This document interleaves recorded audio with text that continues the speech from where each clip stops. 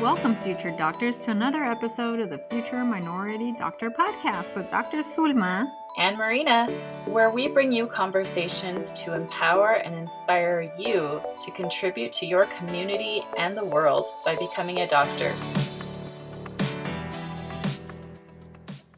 Welcome back, future doctors. Thank you so much for tuning in today. So we're going to cover a few things in this episode. We'll talk about other things you can do to keep your brain and your memory functioning at its best, such as getting enough sleep. You have to get enough sleep. Now, you might not be able to get enough sleep 100% of the time, but try your best to get enough sleep most of the time. And why is this? When we're sleeping, it's sort of like the housekeepers of the brain are coming in. So that's when the cleanup processes of the brain happening. And one of those processes is what we talked about, this memory consolidation.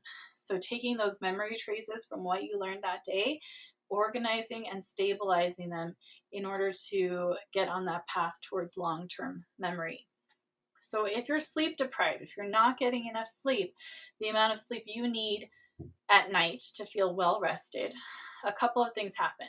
So first of all, your brain neurons, the cells of your brain, cannot fire as well, because that cleanup was not done properly overnight. Also, you can't focus well. I'm sure that's familiar to you, Dr. Sulma, right? Oh, yeah. I remember I was in residency and it was a post-call day. Post-call just means that you've worked over 24 hours straight, and we were rounding in the morning, and it was my turn to present a patient overnight, and all of a sudden I look at everybody's face, and then my attending, which is the doctor teacher, and they look so confused. And I thought, why are they did I say something wrong? I was speaking Spanish instead of English. So yeah, you don't focus. Gosh, and I had no hilarious. idea. My friend started laughing, my co-resident, and I said, what did I say? And she's like, you've been talking Spanish the entire time. I was like, really? I mean, that's how, and that's sleep deprived. I had not slept in like what, 25, 26 hours straight at that point. Mm-hmm.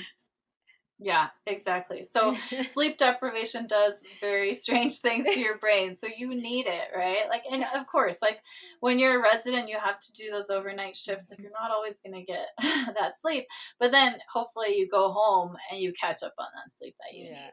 I wanted to remind everyone, don't forget to follow us on Instagram and Facebook. You can go to www.futureminoritydoctor.com. Peace and love, y'all. Bye.